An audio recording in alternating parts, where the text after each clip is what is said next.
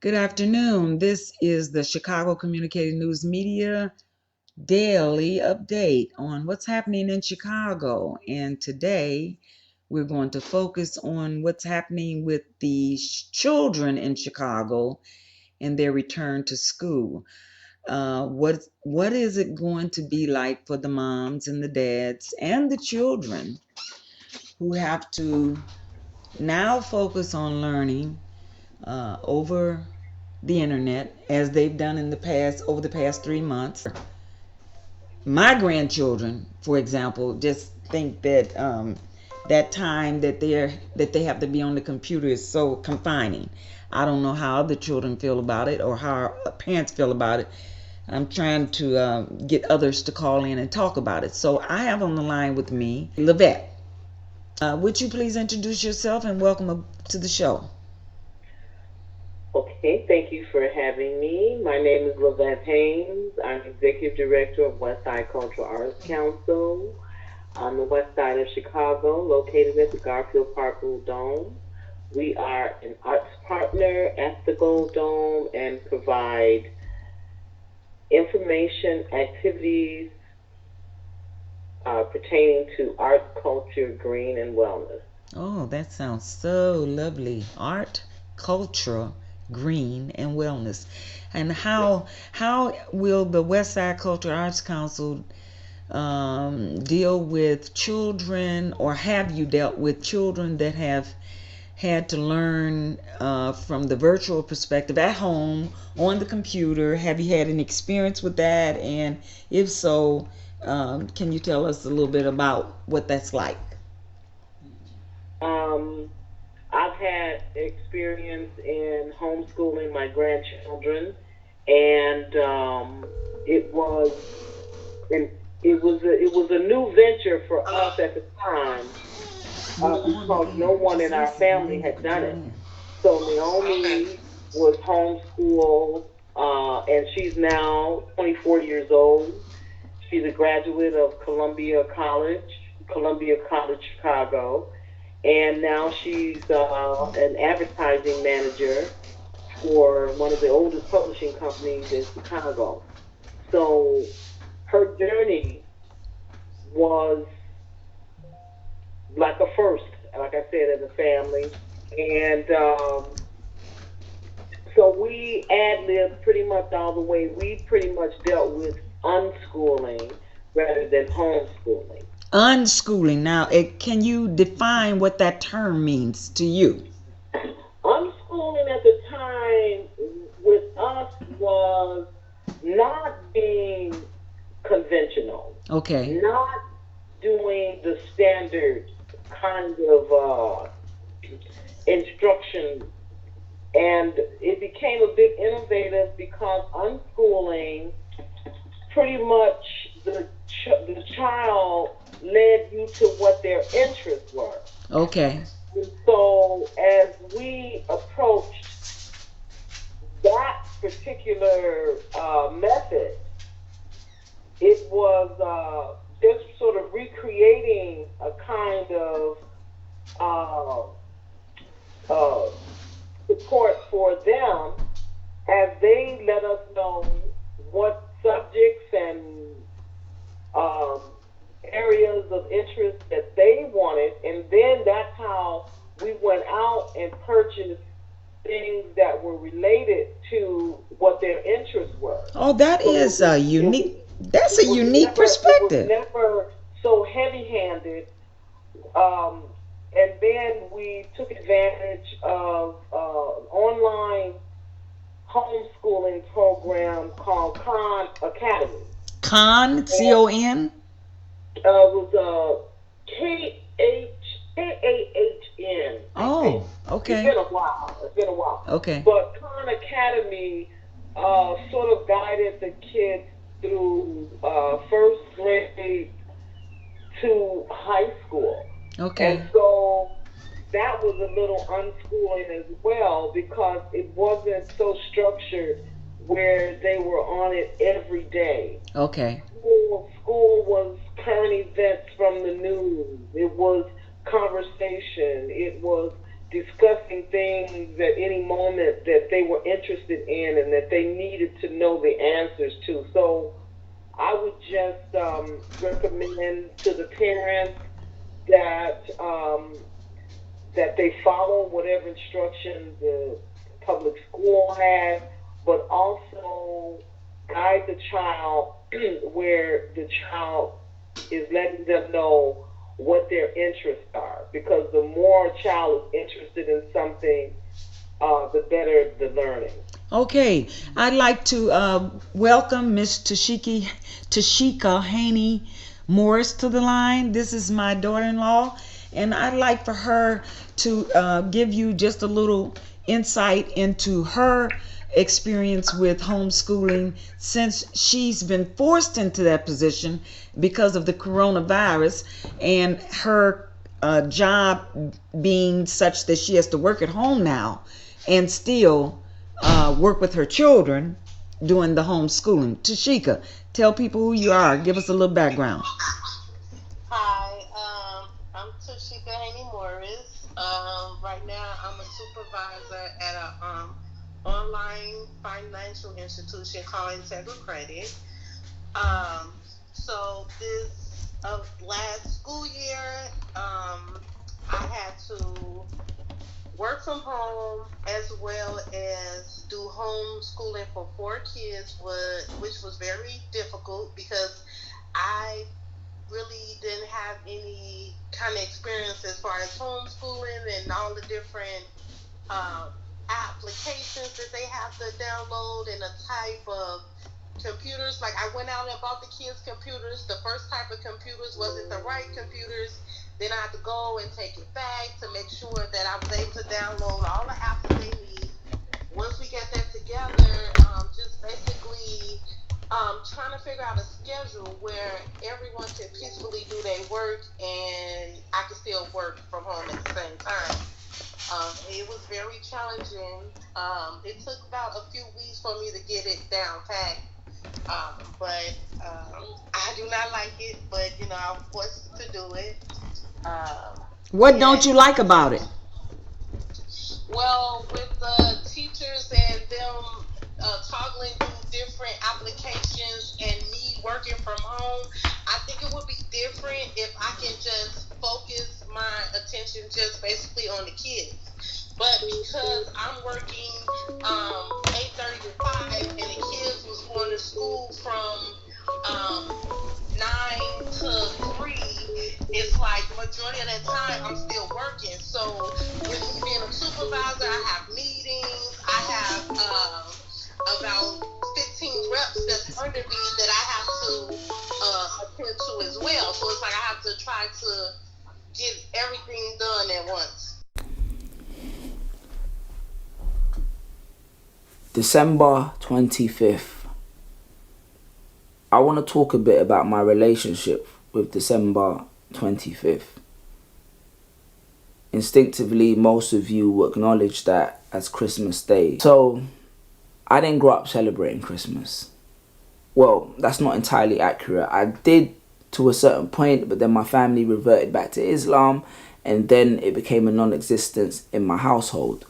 So, as a young person, I felt like there was a lot of insecurity for me, or maybe immaturity associated with that. You like to get into the theories, when you say to people, like Father Christmas doesn't exist, you're not even Christian. But then again, is Christmas even Christian? All them kind of like, if you've been down that rabbit hole, you know how deep it goes, you get what I'm saying? But then I realized, as I grew, in every situation, there's your reality and there's a practical reality. Now, I'm not saying that you have to accept the practical reality, but you have to be aware of it. And the reality of Christmas when I was growing up was that I'd get 2 weeks off school. Wasn't a bad thing. They'd show all my favourite movies again on the TV. Definitely not a bad thing. And also, people in the environment tended to be happier. So I had to look at that and be like, is this really the time to be projecting my reality, which I felt was the reality on them. Maturity teaches you sometimes that you have to learn to appreciate other people's situations, because the reality is people don't learn through you talking to them and talking them down. People learn through your actions, people learn through compassion, and people learn through circumstance. So even when you give people advice, most of the time they go away, make mistakes, and then apply the advice in the context of the mistakes that they've made and be like, you know what, my man had a point.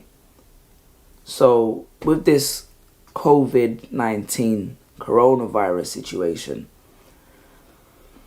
I think it's a tricky one.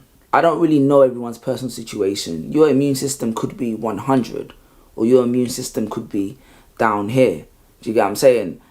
You could have all kinds of understandings or insights, and I mean, I'm silly breaks. I get into it with my boys on the phones about the theories and the wider context and deeper narratives behind stuff, so I'm not oblivious towards that. You get what I'm saying? But maturity teaches me that there's a practical reality, and that practical reality is that people are scared. People are losing jobs. They don't know what their future is going to look like, and more importantly, people are dying and people are losing loved ones. And in the face of circumstances like that, there's a certain level of sensitivity you have to appreciate. So it makes, like, I'll give you the example which most people can relate to. It makes no sense a man coming up to you and say, oh bro, I lost my job. And you saying to him, you know, you should have done this. I told you to be financially free, to be self-employed, independent. Like, we can do that all day. But the reality is that at a moment in time, he needs your understanding, your compassion, and then maybe you can teach him afterwards. You know, we'll have time for the theories and the conversations all day, you know what I mean? But right now, most importantly, unity is required. And I think it's about how we can help each other at this moment in time.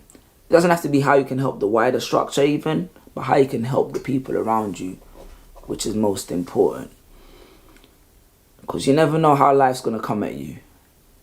December 25th, my wife went into labor for 48 hours. She was in labor for 2 days. We went into that hospital on December 23rd.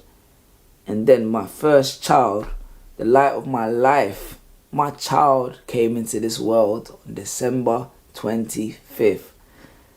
You know, as they say it, like, man plans and God laughs. As we say it, the pens have been lifted and the ink is dry. Stay woke though, because we'll get into those conversations, but there's a time and place for everything. We're back. This is Chicago Communicator News Media Service, and we're discussing how Chicago children will be returning to school and how this remote learning aspect has worked in the past for the parent and for the children. And so we have Miss Tashika Haney Morris on the phone. She's a mother with 4 children. She's working at home. She's homeschooling. We have Miss Lavette Haynes on the phone, Westside Cultural Arts Council Executive Director. She's homeschooled all of her grandchildren and her children. And then we have Miss Sandra Campbell on the line. Sandra has done many things and works with the government. She does a whole lot of things. So I'm gonna let all of you all just jump back in and pick up where we left off before we went to break. Well, I didn't finish hearing everything Sheikah was saying. Okay. Unfortunately. Tashika. But one of the things I can say, I don't see where homeschooling is such a challenge, because when I was raising my kids, we always helped them with their homework. I mean, homework time and studying was something that was done every day. I too had 3 kids. The other thing is, when the twins were little, and when Chris was little, before they even entered school, we had taught them how to read, write, measure, their alphabets, all of that. They knew that before going to kindergarten. Okay. So I'm a little confused sometimes when the parents say it's a little overwhelming. You're surprised to hear a parent say that? Is that what you said, Sandra? I'm sorry, to what? I said, did you say you're surprised to hear a parent say that it's overwhelming? Yes. Oh, okay. Tashika? Lavette? So for me, it's Well, a difference when you're. I, I'm sorry. Who wants to go first? I was Go just ahead. saying that I can relate to what it is that she's experiencing because we actually had three generations that were helping. And me as the grandmother found a lot of interesting topics and what I started to do, they were all artists. And so I started to save all of their work. I didn't know what was going to become of it or why it was necessary, but Naomi's interest, my oldest granddaughter, her interest was in fashion design. So when I saw that she was really good at it, I bought her a portfolio and told her to start to save her work. So everything that she created was put in her portfolio. And lo and behold, when she got ready to take the ACT, the Columbia College wanted to see her portfolio. Wow. So, so she was able to use it. But anyway, those are the kinds of things that I helped my daughter do. See, She you worked were with there to help other your daughter, right? You were there to help your daughter. There's right, and so nobody helping Tashika. if we had to leave, we could leave the children with my mother, with their great grandmother. So it really matters how you have your team working with you, and a lot of young mothers who um, are not acclimated to what this is, I could see it being overwhelming, particularly if you are a work at home person, because my granddaughter now has to work at home and we don't disturb her. So for 8 hours, we don't disturb her. We don't knock and ask her to do anything because that's her job. So I can't even imagine how a mother with four children and a job that's right there that she has to attend to for 8 hours can possibly have a very coherent kind of homeschool training, because it's just it would be almost impossible for one person to homeschool one child, particularly with the kind of curriculums that's being given to them, the structures that's been given to them, and everything. And then people are ill. So now you're trying to do something on top of a pandemic. It is a very overwhelming type of time. So it's just not homeschooling that you have to deal with, but all of the But other. that is very different. It is not. They're not working alone like some others did prior to this. Because, like you said, with the homeschooling, the way they had this actually set up for CPS, there were actual times. I know the Archdiocese did the same thing because some of my grandkids attend Catholic school, the other ones attended public school, and the way it was set up, one of my grandsons is in a public school in the suburbs. They actually would dial in or connect to the app, and they would be there with their instructor. Their teacher was there online with them. It wasn't where the mother or the father or whomever was there was doing 100% of this on their own. It was not. Nowhere did anyone do it 100% by themselves. All they had to do was, they had a schedule, and like one thing that she did mention was the actual having of the devices, meaning what they had tablets. My kids were using computers and iPads because none of the tablets had that kind of functionality, that capability. But there were instructors online with them. They're not being instructed by themselves. The parents are not being converted to teachers. But to And I some, think that's a But big, you know big what, misunderstanding. Sandra, this is the reality. is that, listen, as astute as I thought I was with the computer back in the day when I was coding and all of that stuff, I was doing that back then. And now the stuff is being produced at such warp speed every day. It's a learning curve. Yeah. So this is what I would not do. Is it's very difficult to compare almost different situations because Tashika thinks she's got four children that she's got to attend to and Full time job. a full time job. So that is like such a different circumstance than a one on one with a parent that's got one child and doesn't have to have a full time job at the same time. So I can understand what you're saying, and that's the circumstance that we're in, is that it's in varying circumstances that's occurring. My daughter and my niece work full time from home also. My niece has always worked full time from home. She's with a company and she's been working from home for the last 7 years. I myself, even with teleworking and working from home is not new. I've been doing it for the last 23 years. So that's why I keep saying I'm a little surprised. And a lot of folks have been working from home for a very, very long time. I think the problem, what I've seen though, is just a lot of resistance. I understand where the parents might be freaked out initially, but it wasn't just the fact that the kids, even though they had the teachers and had to dial into the teachers, many parents have said they were not comfortable with having to even have the kids do that. Because see, I don't know if you've been able to see some of the interviews and listen to some of the call-ins, because they called in on, what is it, WBBM. They also had a series on this. And many of the parents, I think it was WBBM, it's one of those talk radio shows, news radio shows. And many of the parents were having a hard time with the change. And that was the biggest thing. Because like you said, when you're talking about, logging on to an app now, our cell phones are like little computers.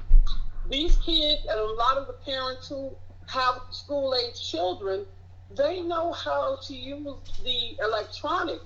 That wasn't the breakdown. It's like you said, it was the fact that they had these kids at home all the time. Yeah, and I'm sure with her trying to do her work for her organization and maintain behavior while those children are there is got to be challenging.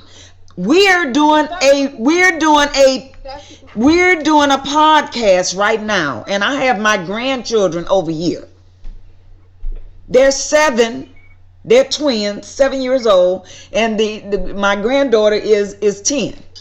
And I'm telling you, I had to console them, send them upstairs, and threaten them about coming down here until I finish the show. So I can imagine if I had them all day and I was doing podcasts all day, it would be impossible. So, and I know computers. Wanda, I hate to tell you, but there are millions and millions of people who work at home and who have their kids at home, because a lot of people do homeschool, and many people are still working at home, are still working on the clock by the time the kids come in from school. That's what I'm saying. This is new. But Sandra, can I ask you a question? I hear you're saying millions of people do it every day, but is it quite impossible to think that every circumstance and every situation is going to be the best of both worlds? And if you have never done it, then it's a foreign thing. To some people, teaching, education, or whatever it is that you're doing with your family, it's a breeze. I'm an artist. All of my grandchildren are artists. Somebody else that would come and draw a picture, they wouldn't have a clue.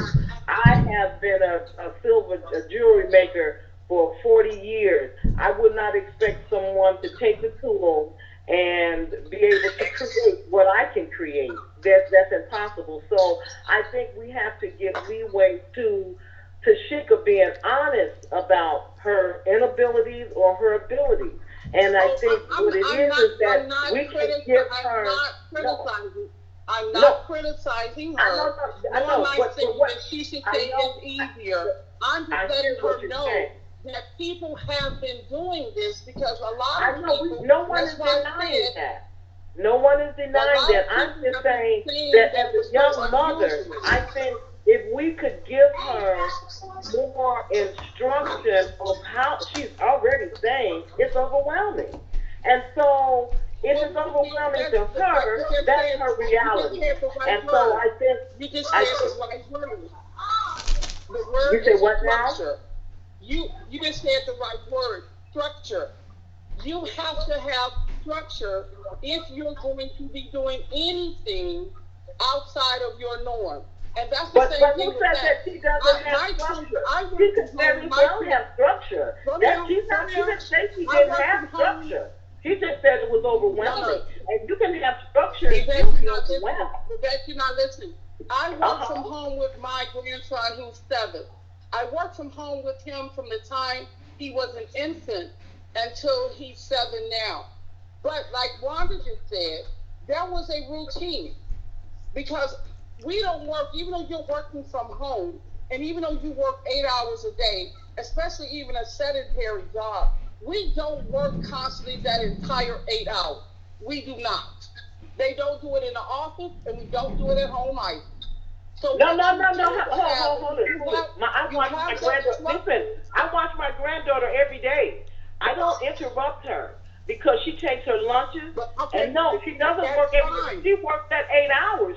She's on the computer. She's not to show that her activity, her work. She's in communication. So I can't say what someone else, their structure and their time, But and I'm gonna that let you know, they 90 I'm gonna do it this way. We're gonna say 95% of the people who work do not work consecutively 8 hours nonstop. No, 95 of, I don't care whether they're in the office or whether they're at home.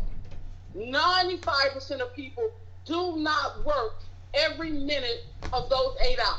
No, They do not. that's a given. Yeah, I agree with that. But what does that have to do So what with happens? her No, and what her happens? abilities No, what because happens guess what? is This is that's what new. I'm This trying is to tell new. you how to Listen. make structure. Ladies, let's have a conversation. Okay. This is So that's new. what I've done it. That's Not why to I'm trying to me, tell her how to make it but I work. can I've done understand it. She how hasn't. new I've I done it can with the under, kids. I can understand how new this is to so many. And yes, structure matters, all of that. But if you've never been acclimated to it, it's just like you say, you've done this. And to so many, they've not. And it's a very a big compliment to the teachers who do it every day. But if you have been trained in child psychology, which you have to take, you've been trained in so many things, and we do give our children over to the teachers so that whatever they've learned through school, their school, or however they're going to be teachers, this is a this is a gift. It's not, even for parents that are trying to teach. But I can just imagine Tashika being overwhelmed with 4 little children and having to be a teacher and a Parent. a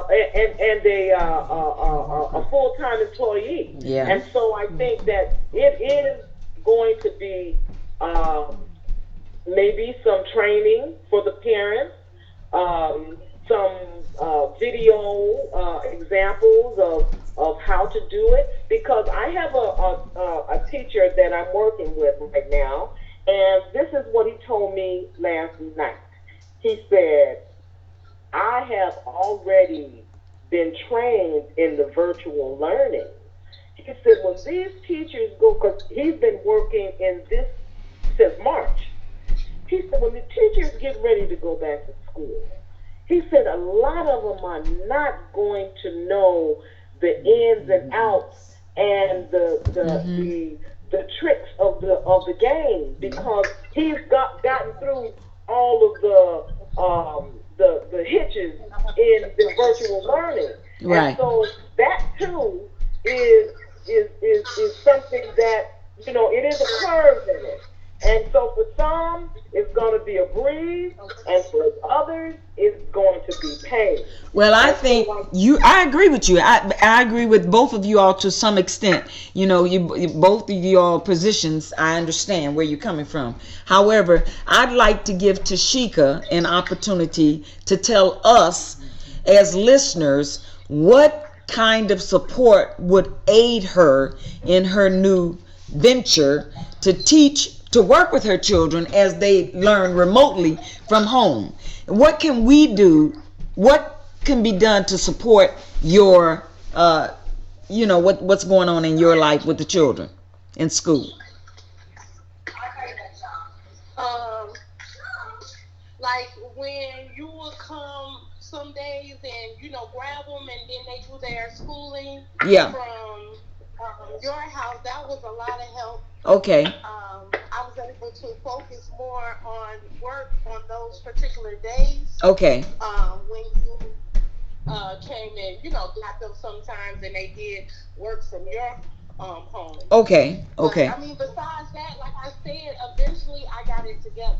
Okay. Eventually, like I said, it was about getting the schedule together, and but even though I had it down packed, it was still overwhelming for me, because it's not like, okay, because I got 12 agents under me, it's like, okay, I'm handling 12 agents plus 4 kids at the same time. Right. Right. You're on the So phone with I mean, them and on the in my computer with them. situation, yeah, in my situation, it would still always be overwhelming whether I got the schedule down or not.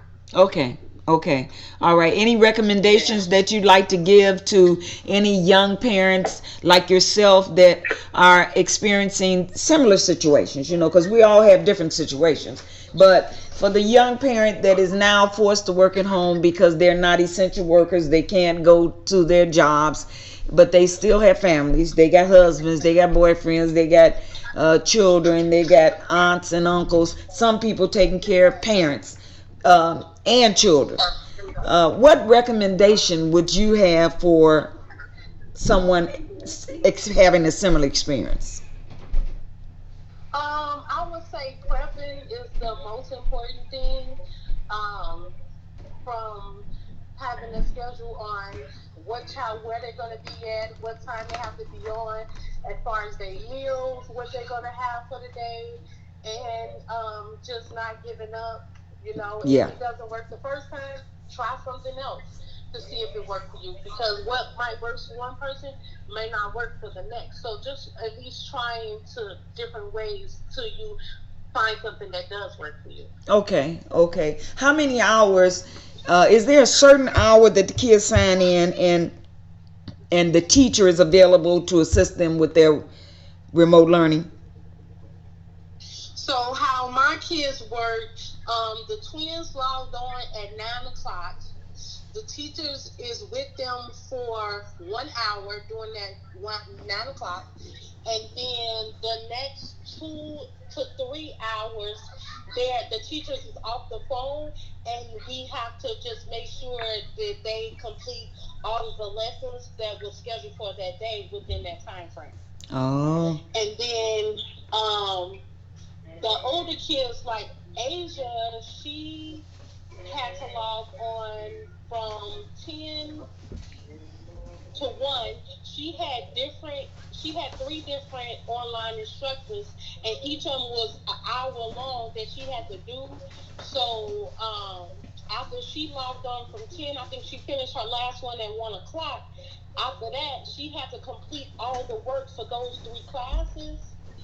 And then Terrell, since he's seventh grade, he didn't have to log in as often as the younger kids. He had to log in at 12 o'clock, Okay. and I believe he was on there from like 12 to 2. No, 12 to 1. No, it was 12 to 2, and then he just had to make sure he completed all his assignments. Okay. And So then really they for can't help you with the gym, young kids because they got to do their own classwork. yeah. And then for gym, they had a list of things they had to do that had to be recorded while they're doing it and then submitted so they can show that they did all the exercises that they were supposed to do. Okay, Tashika, thank you so much. That was very insightful for us to understand how this works. I had invited another young lady who did homeschooling of her daughter. She only had one child, and the child is an adult now. But I remember when Morgan was still with us, he worked with this lady, and she was doing homeschooling with her child. And I remember they used to have, she worked with a group of people who homeschooled their children. And so these folks, I think, met collectively on the phone every day, and they structured the lesson plans for their children, and made sure that the children completed the lesson plans. And then they had this kind of review network thing going on. And it was to me it was very fascinating because all my children went to school. No, I didn't homeschool anybody. But what I saw as her child was developing, just as I saw as your children were developing, Lavette and Sandra. I didn't know that your children did homeschooling, but I knew Lavette's did, and I saw the difference in the way the children matured and the way the children were disciplined. Um, they were self-directed. The children that homeschooled, they were self-directed. They were not um, forced into complying with the traditional school behavior or school classroom performance, but yet they were above the average child in school. That's what I saw. Very knowledgeable, very capable, and they didn't go to school every day like my kids did, but yet they excelled in their learning, in their capacity to present themselves. I mean, so I was like, man, if I had it to do all over again, I think I would invest the time in homeschooling my children. Wanda, I just want to stop you and say there's nothing wrong with traditional face-to-face education. You can get those same qualities out of a student that goes into a classroom every day. One thing that Sheikah just said, which again she called it um, scheduling, and I called it structure when I was talking to Lavette. You have to have that kind of structure, even if your kid goes to traditional school. In the evening time, like I said, parents come in, and what parents should be doing, I don't know what parents are doing now, and everybody does things their own way. So there's no good, there's no bad, it's your own thing. But normally, what comes when the kid comes in from school, and they get in around 2:30, 3 o'clock, 3:30, 4 o'clock, many a time the parent isn't there. But if a parent is working from home, that parent is there, even if it's one. I know couples who work from home. They have their designated office, they have their designated space. The children, when they come in, they know their mom and dad are maybe working and maybe on a call, Mm-hmm. so they don't come in running in through it. Sometimes the parents are able to greet them. When that person gets off the call, or maybe they're having a meeting, they go through that same greeting. But the kids come in, they know to put their book bag down, to go in and get their snack, just like Sheikah said she had the meals and whatever they're going to have already scheduled, and they have it planned out for that day. That is real life. And that was the thing what I was saying, why I think it's kind of, I said I was surprised that some people were so overwhelmed.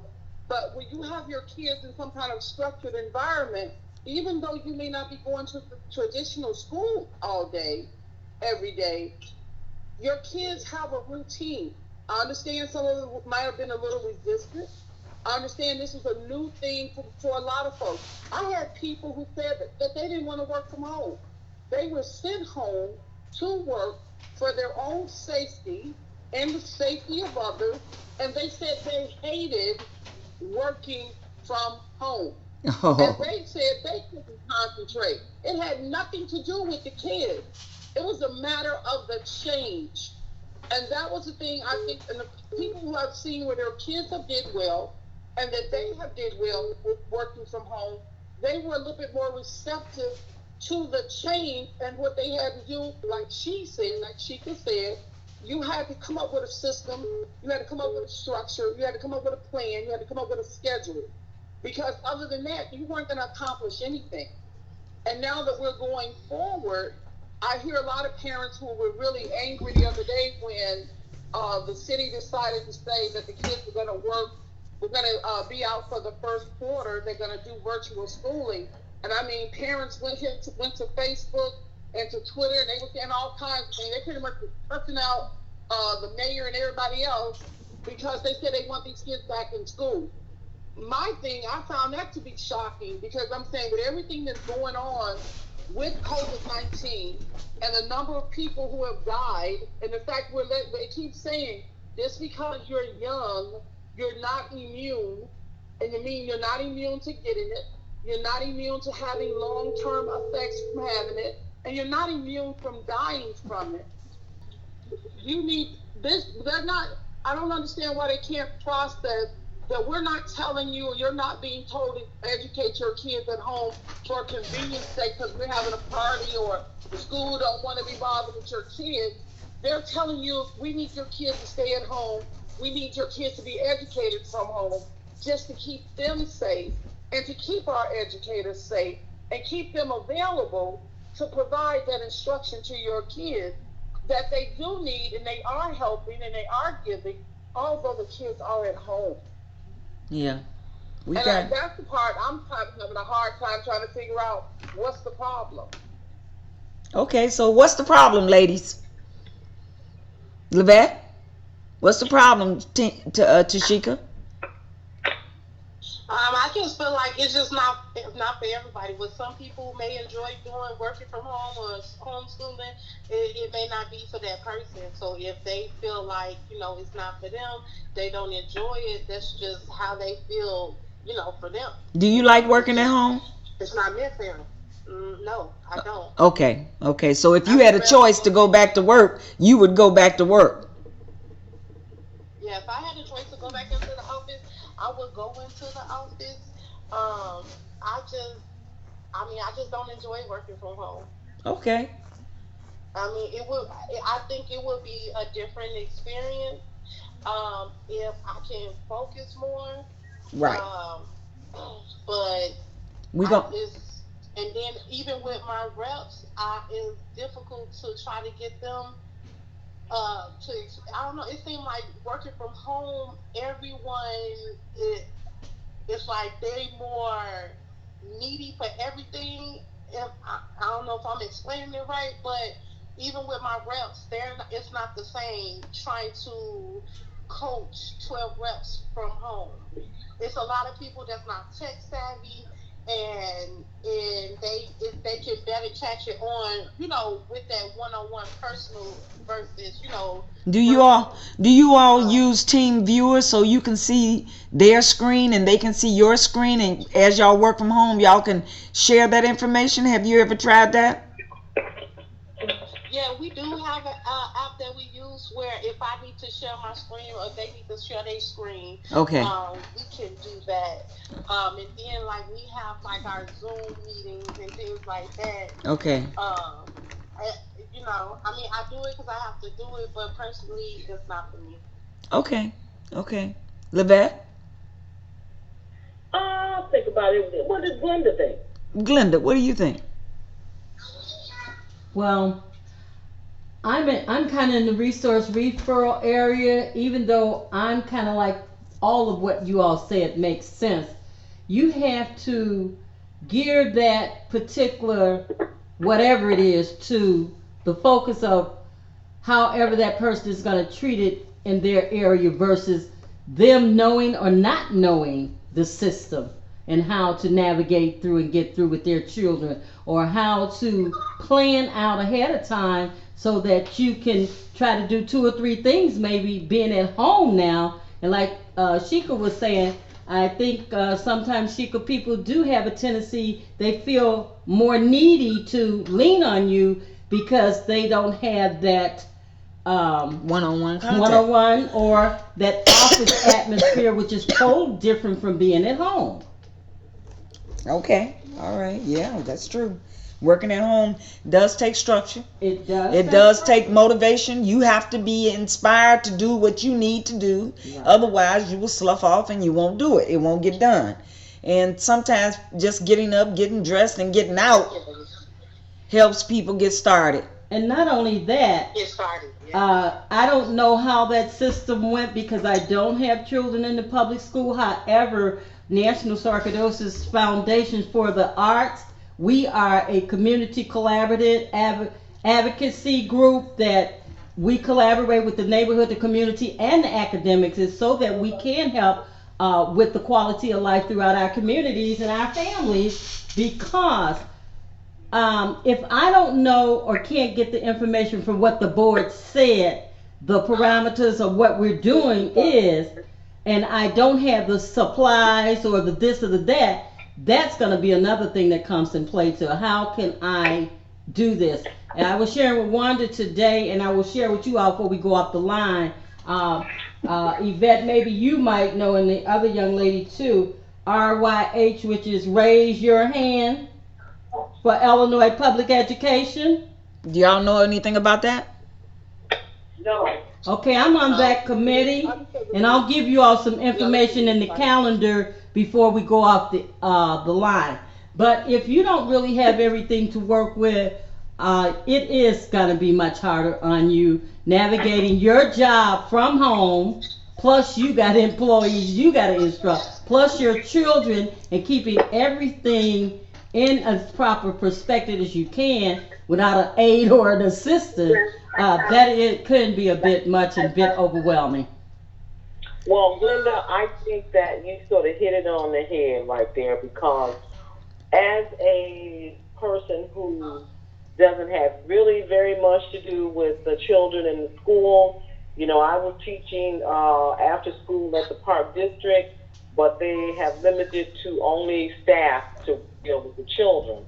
And sometimes I sit and I just am so perplexed at what resources, and that was my question. I was thinking, are these parents, do they really have the proper resources? Because when you talk about resources in being given to public schools, communities, our communities are always shortchanged.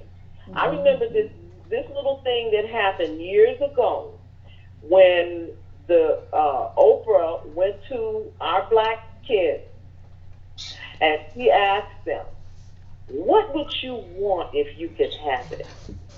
Our children at that time were so innovative. They asked for iPads. Did And they? you know what Miss Oprah told them? What? She left them and publicly said that's what's wrong with those kids is that they think that they want an iPad. And now, can you imagine? Wait a minute. Oprah said what? What she say? She said that she saw it as an insult.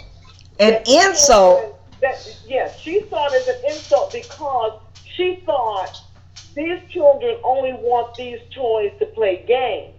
Now, just think if our children had been afforded those items, what could they have discovered? Yes. Rather than someone judging them. Right. And saying that now, that's the first thing that you give a child. Yeah. You don't even question it. And I was so hurt by that because these kids, sometimes our children from the inner city, the ghetto, whatever you call it, they're more innovative than most. Yeah, they have to be. They have to be. Because they're from the ghetto. Right, and so I hear what you're saying, Linda, when you're talking about the resources. Because if you don't have the teachers are already buying supplies. for children, for Yeah. their students. So can you imagine, the what the discrepancies that is within the community? So I think those are the things, and there's so many underlying things. I think that, like Linda said, what we're all saying is correct.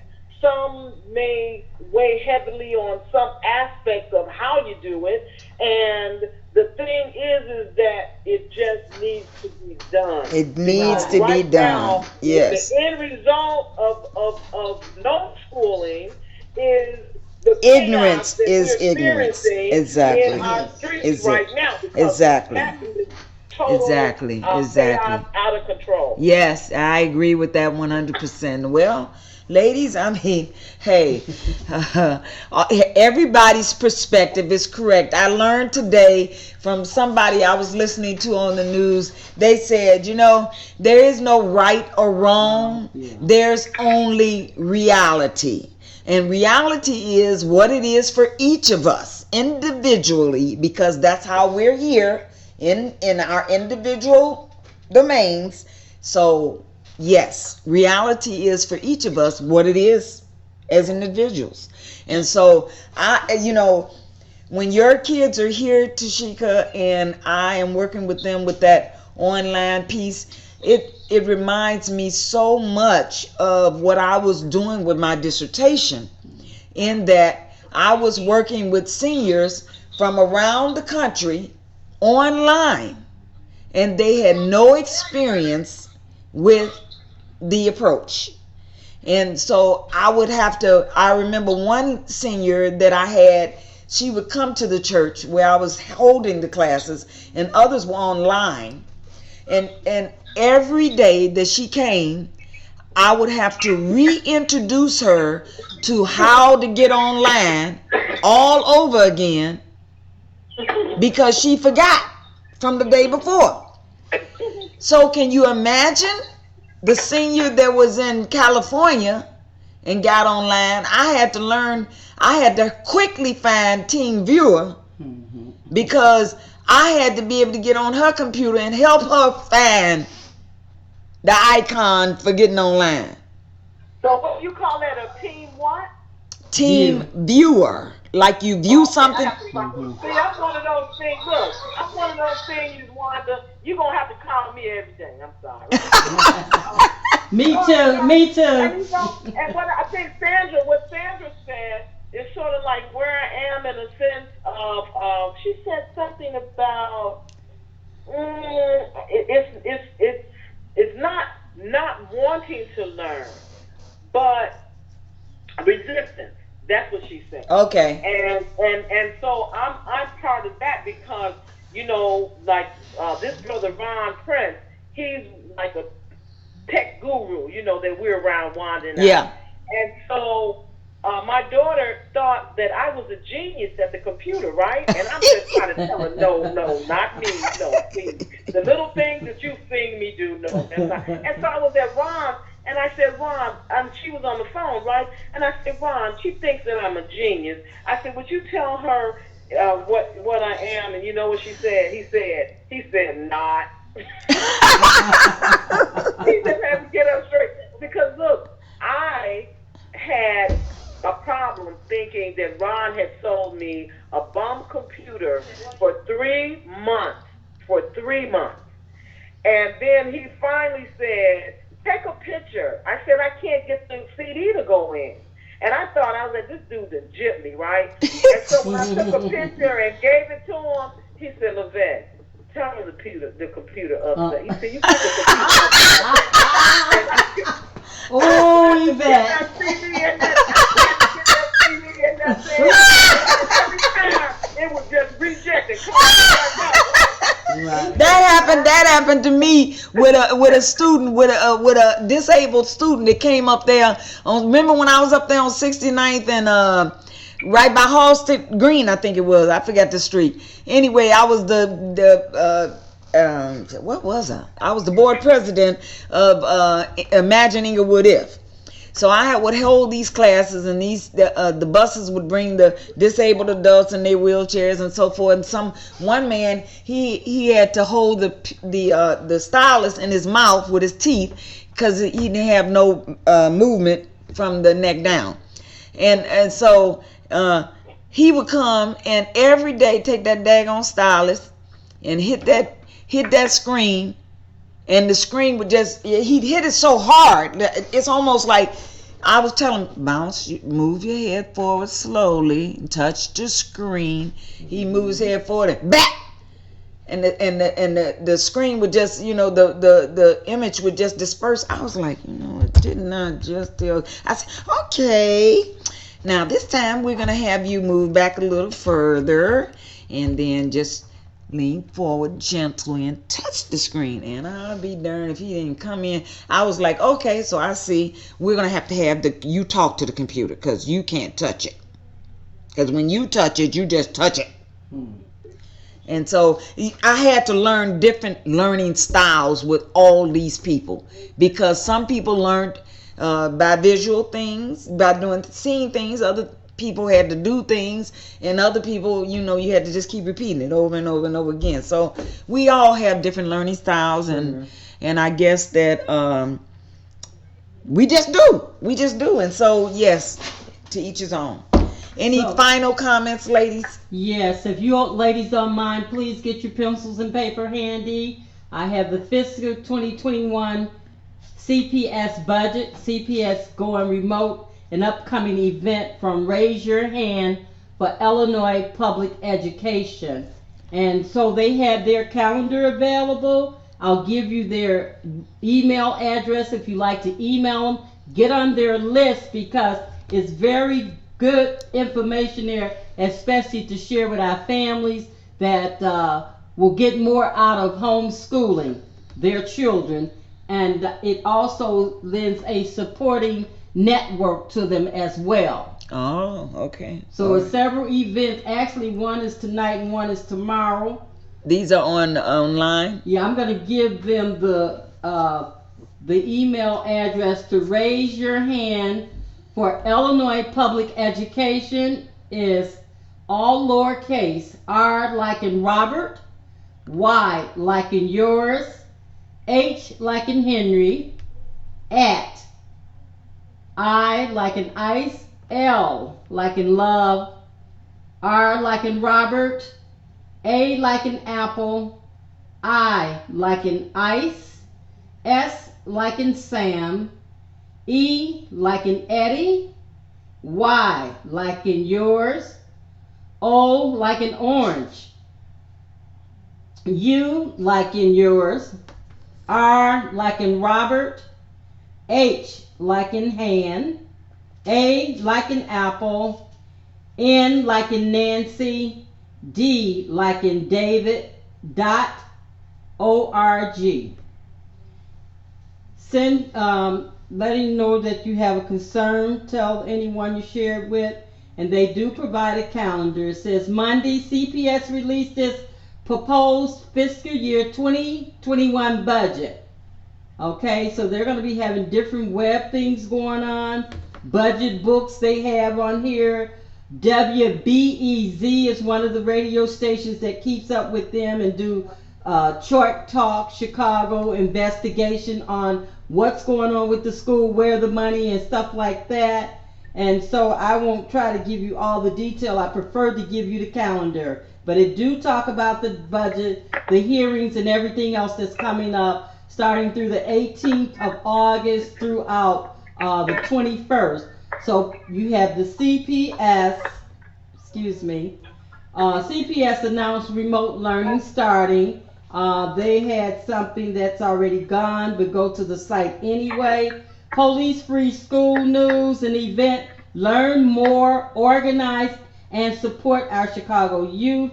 That's coming up. You'll find that on the calendar. And I really was getting down here to the nitty gritty one.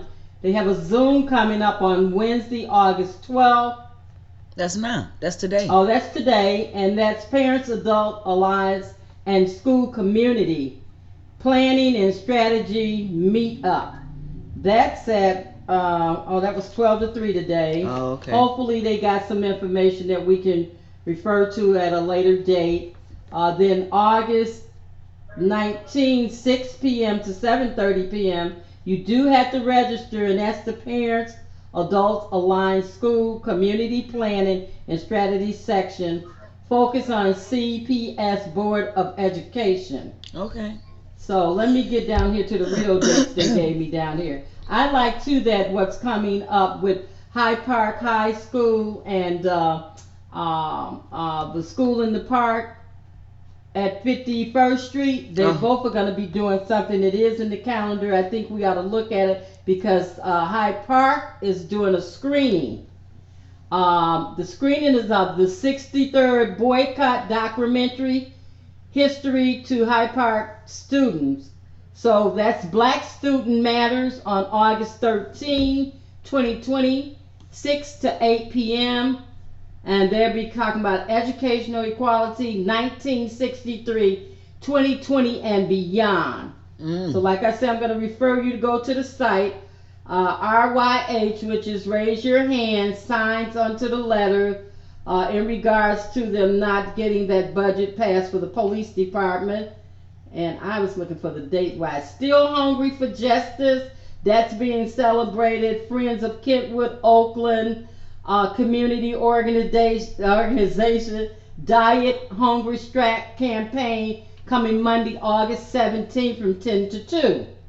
And what I'll do, Glenda, if you send that to me, I will email it to Lavette, to Sandra, and to Tashika. Okay, and, two more. Okay. This fund CPD goes Black to the Future. That's on Tuesday, August 18 and 11. Not Back to the Future, but Black to the Future. Oh, my and they do God. have Monday meetings and everything on their calendar, dates, time, places, sign in, sign up for Zooms or whatever is going on. And I think that's a good revenue for different resources for anyone to be able to at least know it's out there. I'd be more happier to see, and I talked to Raise Your Hand them about making a couple of lines available for people who need to call in. We need to have someone sitting on phones also. Yes. So I'm talking to a couple of my principals that we have adopted their school. Okay. And I did used to be in the public schools myself with them precious ones downtown and the courthouse too. That's a long story because that's something else. All right, ladies. But just sharing, thanks for allowing me to. Oh, you're more than welcome. And I would like for each of you to give me a 1-minute closing statement for our listening audience, and we're going to conclude with this show today. I really appreciate everybody's participation, and we need to do this at least a couple of times a week, if not every day. Something we need to share, something that's going on in this city, in this country, in the world, so people know we link people around the world. Sandra, it's on you. Your first minute. Oh, wow. Well, one thing I would like to say, the virtual working and be it working from home, virtual education, I hate to tell you, this is going to be the way of the future. Oh, I know. What business has decided, because with business is always about the bottom line. Right. They have saved so much money by not having people come in to work. Not only on the renting, but the utilities. Yes. You have that liability insurance. Yes. And I hate to say it, but most workers do more work at home than they do at work. Really? Because they be hiding out at work. You know what? You get interrupted. You get interrupted so much, and it depends again on what your job is. But you get interrupted so much when people come to your office, or again, someone's got to come in your office and they got to ask a question or they're not sure about something. At home, you don't have that. You can answer everything in a quick email. That face-to-face takes a lot of time away.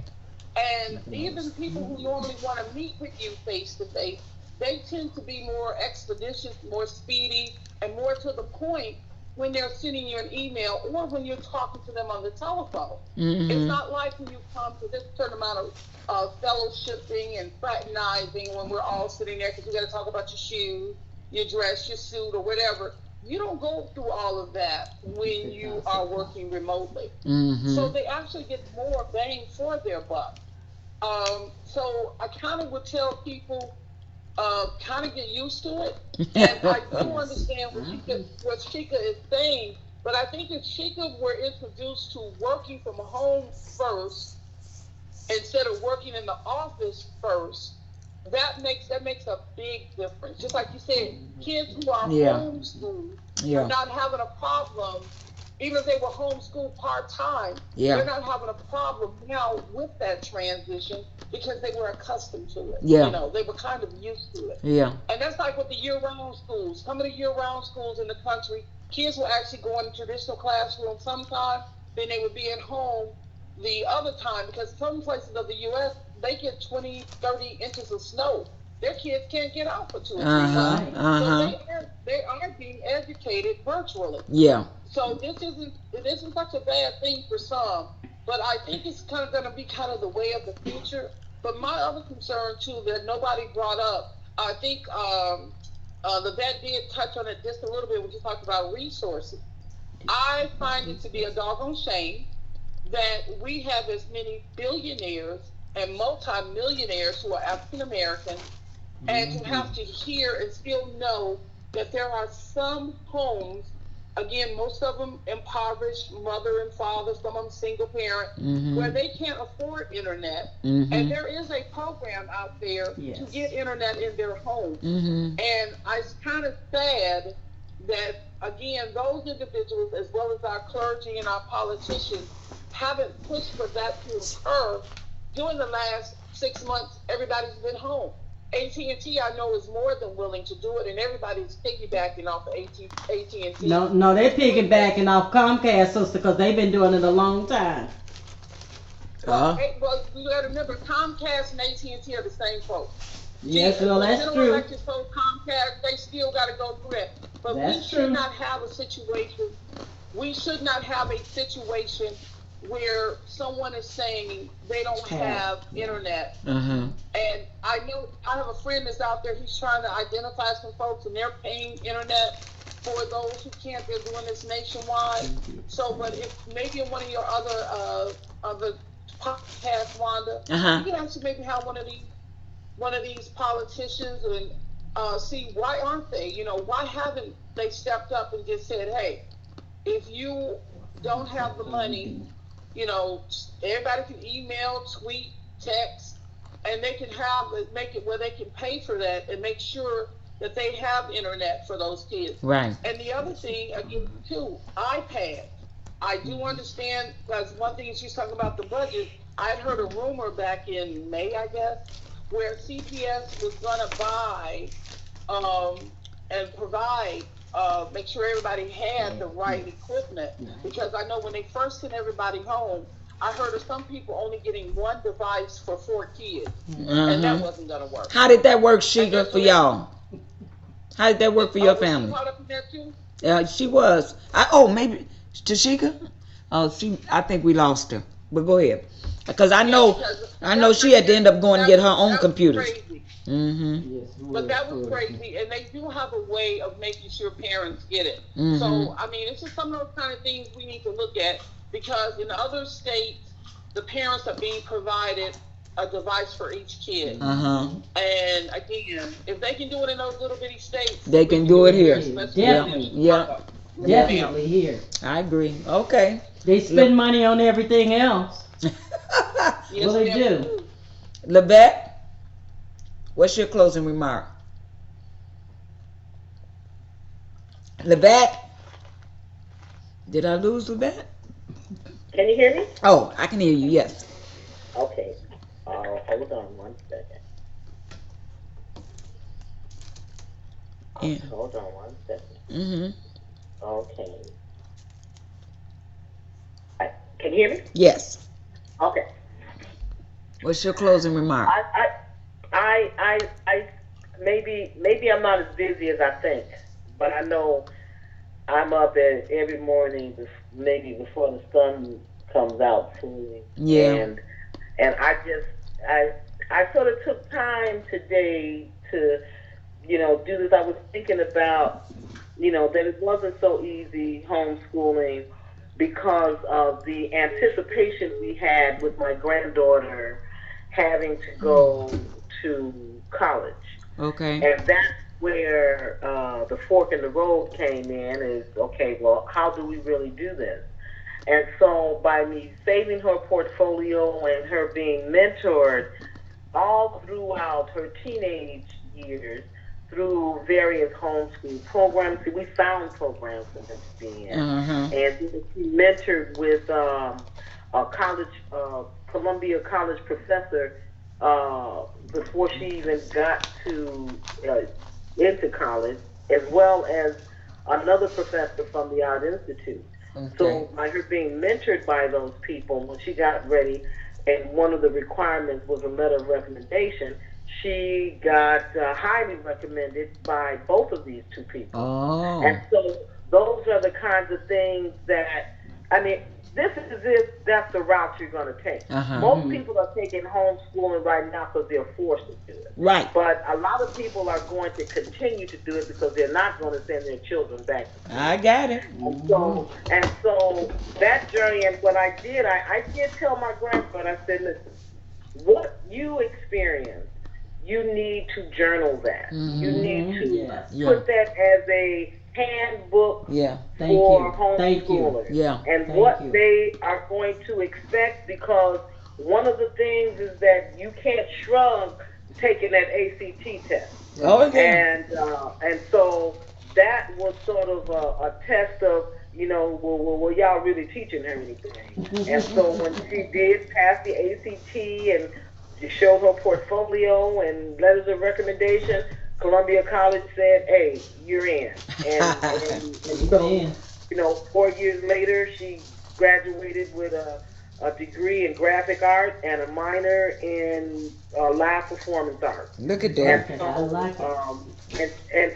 and I would say, when she told me, she was like, "Well, Ema," she said, the one of the oldest publishing companies hired her, Mm. and when she said, "I have my own office and I can see all of downtown," I was like, "You know what? That was really good. That was that." And Amen. so now we have a successful homeschool graduate from Right. college who's now going to go back. She said she's going to go back to school, All Oh and right. wow. and then she looked. She only 4 feet and 11. She so listen. Powerhouse. Listen, Power. listen. They sent her to Florida for a trade show, right? uh, And so all of these white folks, they're used to seeing this burly white woman. And so when they come, they was like, these southern white men, because it's an automotive company magazine that she's working for, right? uh. So all of these burly white men walk up talking about, we want to see Caroline. She say, I'm the new Caroline. See, I'm the new. Come on now. Come on now, I'm the And new then, and look, Caroline. and after she did that, I say, well, wow, Naomi. I say, so they were disappointed that they didn't see the old person. The person had been there so What many they've been years, right? They used were used to. to her. She was like, but that's okay. I still close out on 2 accounts, Oh, he was. and that's all that matters. That's all that mattered to the That's woman that all. hired her, because this is a family run business, and Oh. I just know that, from Naomi's humble beginning. That's my granddaughter Naomi, and she always uh, had her foundation on love. Okay. And I think that when we can't lose out on that, because it's really detrimental, really, for a lot of these kids to be at home. It's Yeah. really detrimental. Yeah. We're not talking about the abuse, physical abuse, Yes. mental abuse, and that lack of structure. That I mean, at some homes is absolutely. Some can be chaotic structure where you're trying, but Right. in some homes, there is absolutely, positively none. I Right. watch out my back window and I see one of the homes that there's absolutely no structure. Wow. And so, we've got a lot of talking to do about it, and that information that Glenda shared, because I think, and this is the last comment that I'll have, is that as I sit back, knowing that I don't have any children in school, Yeah. all of my grandchildren are being home. I got six grandchildren, and Ezekiel, he's like, well, my grandson, he is a musician, Uh huh. so he already made up, and he just turned 20, and he's already made up his mind, and he has no interest in pursuing college like my granddaughter. And I think because he's been on Jimmy Kimmel and Stephen Colbert and Good Morning America and all those kinds of that limelight that he's experienced Right. sort of deterred him from college. But the foundation that he got, it made him want to. And Ezekiel has started his own nonprofit organization to Excellent. Amen. give back to the community. So when you do have your grandchildren as well, or your children being raised around socially conscious people, Yeah. it sort of guides them in that direction. Exactly. And so anyway, I just appreciate the time with you ladies, Oh, sisters, thank All you. right. and Thank Thank you. you. You too. look forward to. Now, I just want to have. I got one announcement. Next Friday evening, we are having an evening of serenity in the Kahumba Tre'am Gardens on the west side. Wow. And there's a donation, and we're only inviting about 15 people.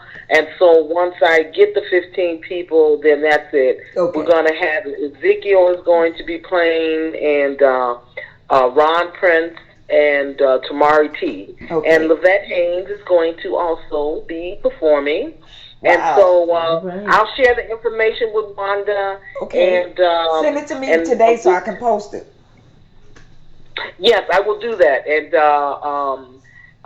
like I said, there's only going to be about 15 people. After 15, then that's because what we're trying to do since the COVID, we had to, we had 10 events scheduled for the summer. Oh. We, the same amount that we had last year. We accomplished 10 events last summer, and we were working toward that, and they just shut the whole thing down. Right. And so, but what we're doing is trying to pull it back out of the box, but only on a small scale, where it is a socially conscious kind of thing that we walk away with, because we've got a few speakers, and just really trying to see where we're going, and just working with our spirit on, how to maneuver this wave that we're on, because we don't know. It's up one day, down the next, up one day, down the next. That's so right. we're going to try to see what kind of even keel we can get on, and the reason that it's called an evening of serenity,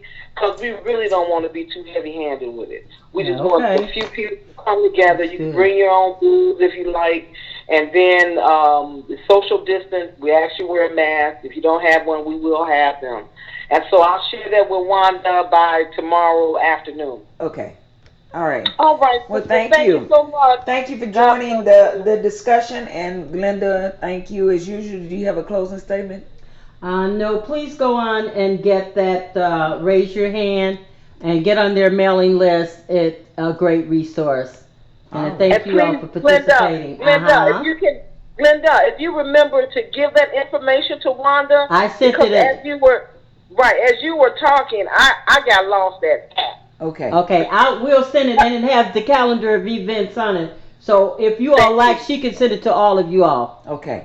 Thank you. And once you go through, you'll see how much great information it is. We really need it known.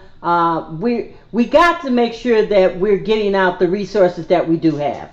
That's my call to action, leaving word. All right. Thank you so much. Appreciate it. Thank you, ladies, for joining, and I look forward to the next discussion that we have on the show. Thank you, Wanda. Thank you, darling. And you all too. And all Thank of you. you. Raise your hand. Thanks. Raise your hand high. That's right. Bye-bye. Have a great day.